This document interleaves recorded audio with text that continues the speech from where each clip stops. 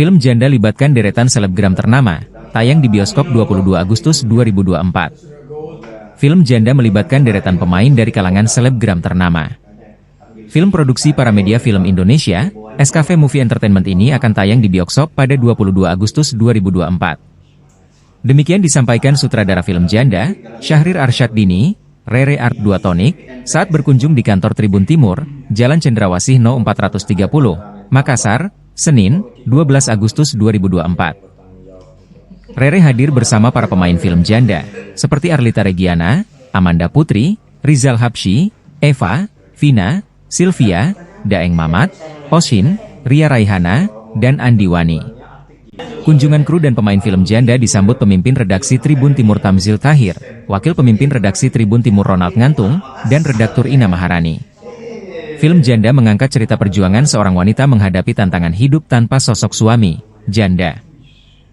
Sosok janda dalam film genre drama ini diperankan oleh Arlita Regiana sebagai Prapti.